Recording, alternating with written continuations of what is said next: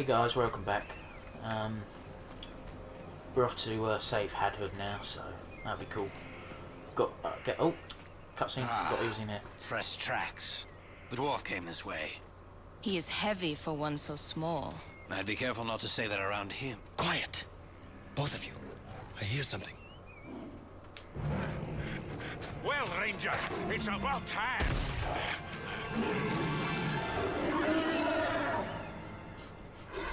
I'd love to know how long Hadhood's been fighting this troll for, because if he's been holding out for a couple of days, that'd be fucking impressive. And also, kind of crappy, but, you know. Who should I use? I'll use it myself, fuck it. Vigil will be quite effective. I haven't got Elegist out, so... So yeah, Hadhood is going to be our tank. Can you see why?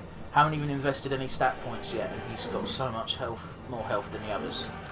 He's got two trees you can go down. You can go down the physical route, or you can go down the spirit route, which involves using fire attacks and defending the party. If I remember rightly, in the strategy guide, it says it recommends that you go down the spirit route, but I want another physical attacker, man, because Hadhood's attacks can get super strong. I'm going to swap Berefor out in a sec. I'm just using leadership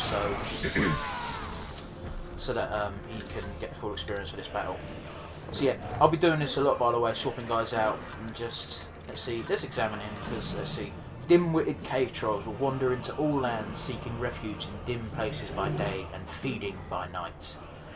So he's normal across the board, except for Pierce, which he's fragile to, which is exactly the type of weapon that Elegist uses, which is why I switched him into Berefor, because Berefor's cool and all, but he doesn't really add much to this particular fight. Same for the boss of this zone as well, because, well, you'll know why when we get to it. I'll use Piercing Might for my first attack just to get his damage down, because trolls hit like a truck, as they should. So, it's a bit weird having an RPG set in the Lord of the Rings universe like this, because in Lord of the Rings you get hit once by something, you fucking, you're dead. You know, it's quite realistic like that, in a sense. Unless you're Aragorn, Legolas, or, Gimli. Gimli, son of Gloin, who's quite possibly my second favourite character behind Legolas. Because it's that bow, man. I love bows. Not Bo Dallas, but bows and arrows. Anyone who gets that, by the way, cool, you can be my friend. Let's see, yeah, time to use... I'll use Creature Craft, as Creature Name, you can see how much damage this does and then name the shot. It does a solid 381, which is nothing to be laughing at. So, cave trolls are a good example of something that's super strong, but they're likely to miss. So, it's about the same, isn't it? Really, a couple of points in either direction. Let's do this. Water is super effective, apparently, or maybe it's just because I've been pumping her spirit so high. It's probably more likely it, actually. So yeah, I definitely want Hadhood to go down more of an Axecraft route than Spirit. I will invest in Spirit a bit. Not as much as I usually do, because like I said, and I will continue to say, in my own games when I'm not recording, I prolong fights so I can get a bunch of SP. And it's super easy to do with Hadhood's Spirit tree, because pretty much, other than a couple of aggressive spirit attacks he has, most of his spirit attacks are dedicated to protecting your party. He doesn't start with it, but one of them's Endure Flame. Super useful to get, because almost all of the enemy casters in this game will either attack you with Shadow or Flame attacks. And the next zone, which, spoiler alert, will be Moria, has a shit ton of fire, as you would expect. Again, I'm not going to watch the scenes because they're just Lord of the Rings clips with Ian McKellen talking over them. Some of them are worth a watch because they give you some interesting backstory. There's one later which I won't show, but I'll tell you what happens in it because it's quite interesting. Because it gives Hadhood a bunch of shit, you know, shit to deal with. Not shit to deal with, bunch of backstory for him. Oh, Berefor's got a level up as well. Speed. fuck it, I'll pump it into strength again. Yeah, as you can see, I gave Hadhood some spirit even though I'm going down Axecraft. Because Hadhood's attacks, even his Axecraft attacks, take up a shit ton of ability points. I kind of want to be able to use them, you know. Regularly, I mean. If I was just going to use them every so often, it wouldn't matter. Later on, when everyone's got like 500 fucking AP, it won't even matter. Yeah, you know. But at this stage of the game, every single ability point is quite precious. I'm going to save the game again because I'm pretty sure the boss fight for this zone is the last thing I need to do. Last thing I need to do. The only thing left to do. Seriously, that door's fucking driving me nutty.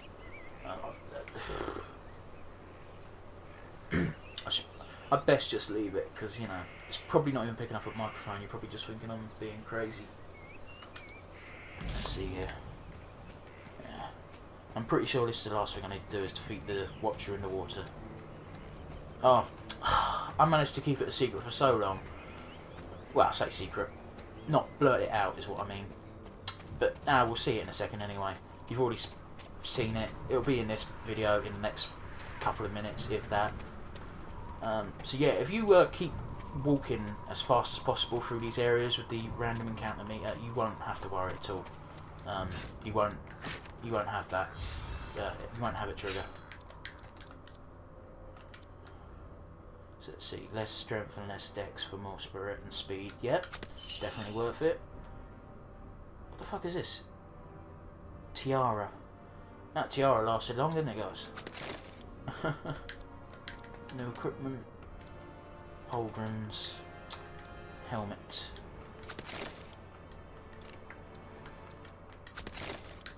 So yeah, you can tell your guys who are meant to be tankier than the others because they're -1 speed. That's not really worth it. Because, well, for a start, they're wearing metal armour, and every single piece of armour they equip adds to their armour score. I'm going to save here? No, I'm not. I'm going to leave it. I just saved. Everyone's at full health, aren't they? No, they're not. It's very minor, I know, guys, but I'm going to save again just for the benefit of everyone being at full health. And on the off chance that I lose to the first proper boss of the game, I won't have to walk far, you know? Because, you know, that's the only obstacle between the last save point and this one, is a little walk. You know? And, well, granted that little walk does have a, an encounter meter, but you saw you don't even have to try to, beat it. Is that the Watcher there? No, it's just a tree, never mind. Look! Elves prowl the shore. Get them all! What is this thing? Prepare to fire! Fire! Man, elves, they all look the same in this game. They couldn't be asked to fucking come up with more than one model for the elves. But for humans, they've got plenty of models for them.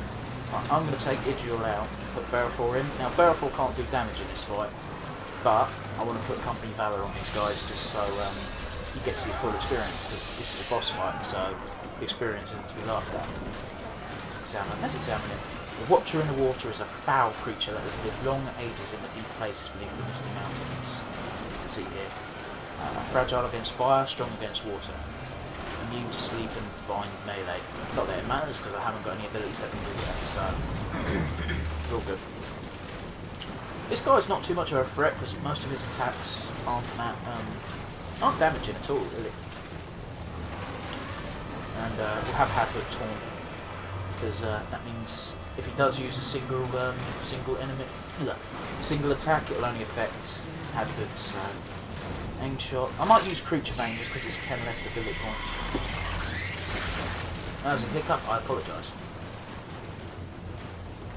Let's see here. Who's weak against fire? This guy. So yeah, Hadhood, Elegust and Eregion are going to be your party whenever you've got an enemy you can't attack in melee range. Just because Bearthor can't do shit. Not until he gets his War Call leadership ability, so haste to the elves, yeah. Always a good idea, haste to the elves. Especially in boss fights. Eregion first, she's our healer.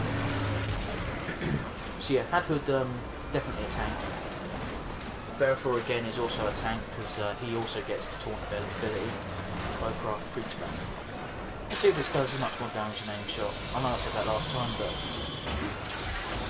oh man, that does do a lot more damage than aim shot this time. So, if the Velrons, yeah, better heal Hadwood up. He's almost at half health.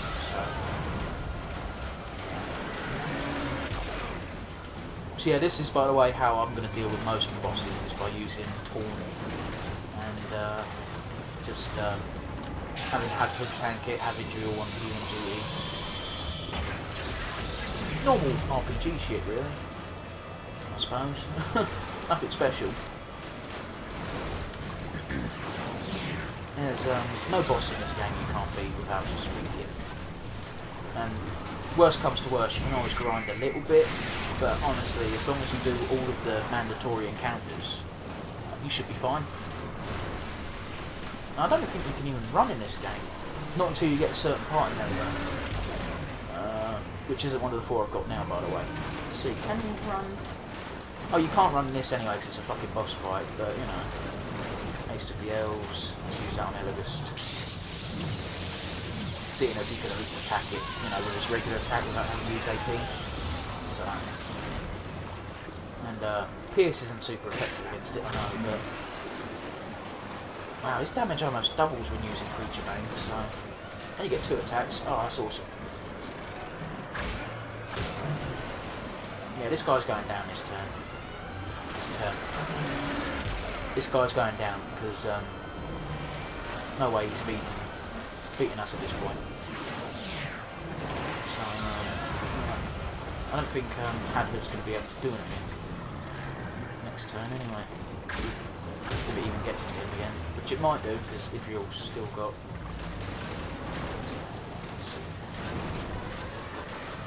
Nah, I reckon Elagust will take him out, so I won't bother giving Hadwood any more AP. So there we go. This is the only thing about bosses is I think whoever was on the design team for this knew that the taunt ability would, you know, render most bosses ineffective.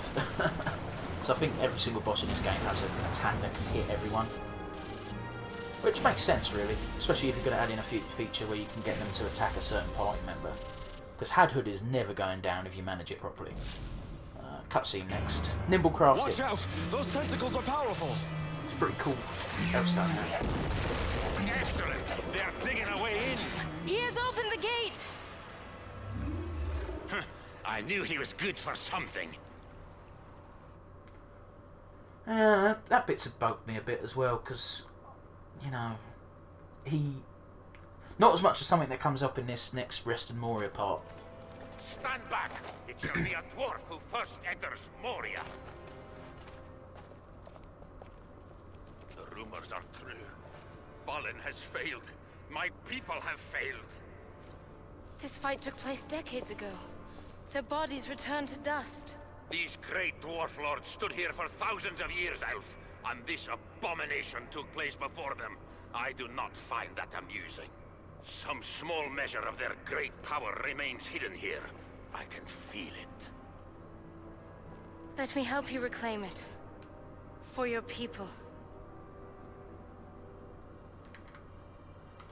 It's like mandatory now in fantasy games and Lord of the Rings games in general that elves and dwarves have got to have a love-hate relationship. Yeah, so the thing that bugs me about this bit specifically is that the Watcher digs out a path that he earlier broke and now blocked it up again as well. It just seems incredibly unlikely. I know, video game logic, it's got to, you know, happen for those reasons, and, you know, to fit in with the Lord of the Rings universe, I suppose. But yeah. So I was planning on making this video the end of Eregion. Fuck it. Eregion, that's how I'm going to call it. And then that was it, I was just going to stop. But this video is only going to be 15-minute longs otherwise. So I'll play for a little bit. So yeah. Yeah, that's bullshit. The Watcher opening up an entryway, blocking it up again, and then opening it up again, and then blocking it again. So, yeah. So how come rumours had reached Hadhood about Moria being all fucked up and shit, but Gimli, who's related to Balin, somehow, either cousin or nephew or something, how come he didn't fucking know anything? That just doesn't make any sense to me either. It's, and I mean, Balin led the expedition as well, so if anyone's going to know, it's going to be people close to Balin. So yeah. Here comes my big gripe with this level, is because this is bullshit, this next bit. See if you can guess it before it happens. I'll give you a minute. 5 seconds. 4, 3, 2, 1. Okay, guessing's over.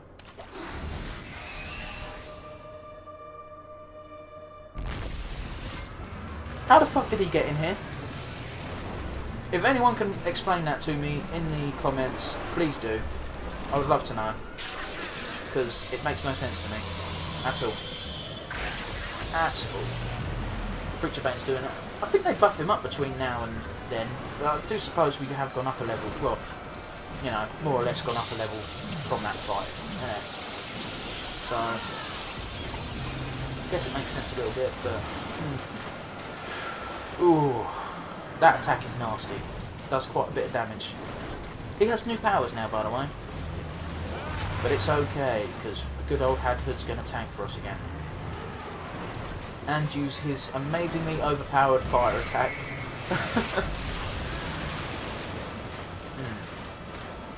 So yeah. This guy's not so tough the second time round. I just think it's bullshit that he got in here. Where did he come from? Even behind him. There's no way he'd have fit. Unless he's like a squid. You know, real life squids. And he can morph his body shape. But it just doesn't make sense to me, okay? And if someone can make it make sense to me, please feel free to let me know in the comments. I'll read through. Feel free to make me feel like an idiot on this one, because I've generally got no explanation either. At all. So, talk to me like a simpleton if you want. This is the one time I'll allow it, because I just don't get it. I don't get it. I don't get why he would come in here either. You know, unless he's got a great sense of smell or thermovision. Going into in-depth biology of the Watcher. Watcher in the water. Could have come up with a better name than that, surely. And then again, I can't really think of anything to call it. Watcher of the water seems to make most sense. Ooh! I think I might have Elegus just straight up heal this round.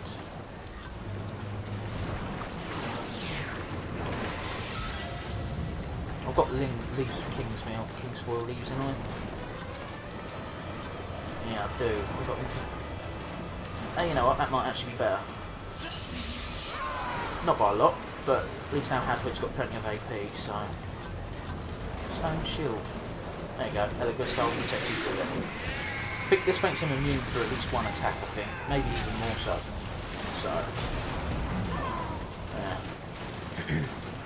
I'm pretty sure Watcher in the Water has that spout attack before now as well, and it's just that I got lucky last time and didn't use it. But that reaping spout, if I've just got lucky last time, I'm surprised. It makes sense that he's super aggressive with it this time round, you know, because it does make the battle a bit harder, seeing as Idril can't do shit except for heal. So at this point, all three of my characters were, you know, hastened up. So. Does have a bit of bearing on it, in my opinion. I'm not fully sure why he's weak to fire either, because the thing's covered in water. And again, I'll say he, it could be a she, I'm not going to check its genitalia. But, you know, it just seems odd to me that it would be weak against fire when it's literally just covered in water. I mean, it makes sense that it's resistant to water, I suppose, but... I'm overthinking things, I think. Anyone can explain to me why it's weak to fire? Feel free to let me know. Is it just scared of fire so it does more damage? Is it just a mental barrier? That might be it. Give me your thoughts, guys. Give me your thoughts. I'll read through pretty much all of them unless I get hundreds of comments, but you know, that's being optimistic. That would be, I think. So, you know, I'll do my best to read through your comments, especially if I specifically ask you to comment something in the video. I'll be sure to flick through them, you know, get your opinions on things. Like Hadhood can now do nothing. Leaves of old Toby. Yeah, fuck it, why not? Wasn't really worth it. Let's heal Hadwood up because I'm assuming it's going to be a single attack next time. Ah, I go strong. But at least it's only tentacle frenzy.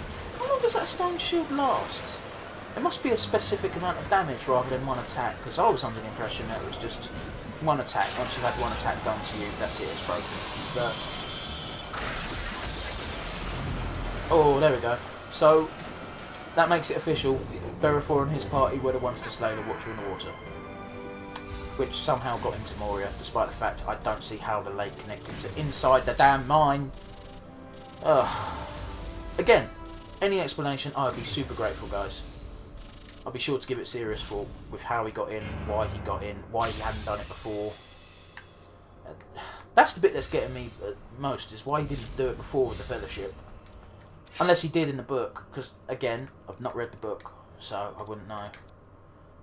Be nice information to know, guys. Feel free to share. Let's see here. Hadhood. Nah, he's okay for Constitution right now. I'll give him a bit more speed, because Hadhood is going to fall behind on speed, there's no question. Just like Berefor is, you know. They're both not meant to be quick. They're meant to be able to do the most with what they've got. Let's see, how much... I haven't done anything with... the only two guys I thought have been the Watcher, innit? So that'd be why. Let's see here. Gift of Galadriel. I really should have done Aura of the Valor. Oh well. I've got plenty of time until the nasty boss fight at the end of this. By the way, free cookie to anyone who...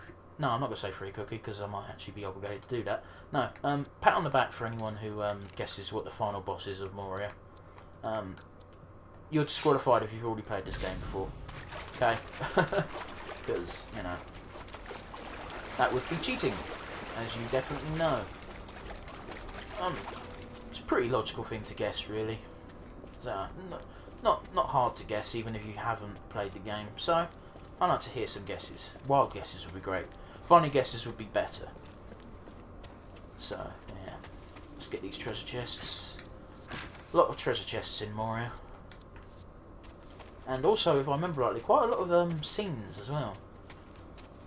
Let's see here. Oh, this is going to be an encounter. Yep.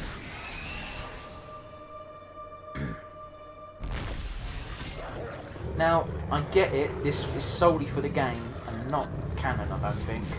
But I think it's literally just so that there's some enemy variety in the game. But cave wargs. What? Oh man, they do spike up the difficulty, but the health levels of the enemies quite quickly in this game. I don't blame them either, because things get easier, especially now you've got Hadwood, who is a fucking beast. And this should kill it if it hits. Nope, not quite strong enough. I think the game wants you to go down the tank, the mage tank route with Hadwood as well. So, because, you know, you've seen the spirit, haven't you? It's quite high. Ah, dick. I'm going to take Elagast out and put in Berefor just so he can get some experience.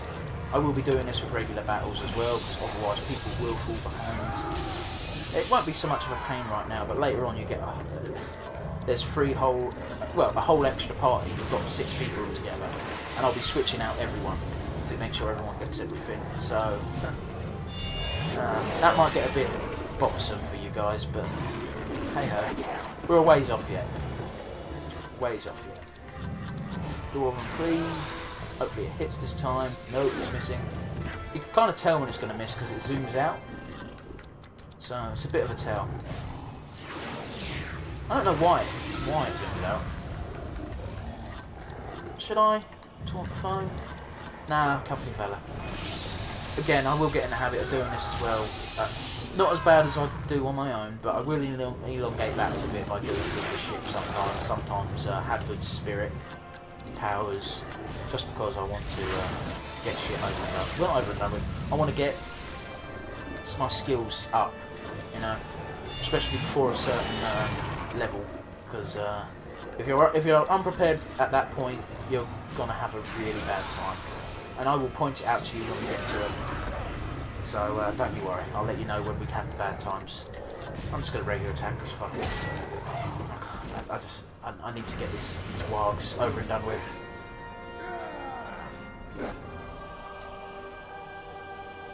It's still not 100% sure why being albino makes these right. No, that's a dumb thing to say. No, I do get it. I guess their eyes are sensitive to light. I mean, it makes sense that trolls and shit stay in caves because they get turned to stone with natural light. I got a bunch of new equipment I haven't equipped, didn't I? Right, nimble crafting. That's how I would elongate that's how I'd elongate the battles the most, is someone who didn't have skills that weren't aggressive. I'd have to give them that elf stone, and then when I wanted to level up, I'd level them up a bit. Sorry, level up the rest of the crew. Instead of just skipping and having them do nothing, I'd have them craft King's Foil, and then eventually Lembas. I'm pretty sure I said that wrong. Eventually Old Toby, I suppose. I never actually got to Old Toby levels. Alright, this seems like a good enough place to stop. Video's almost half an hour long. It's a bit shorter than the others, but they're not all going to be super long. Don't worry guys, I'm not a torturer. I will see you all next time.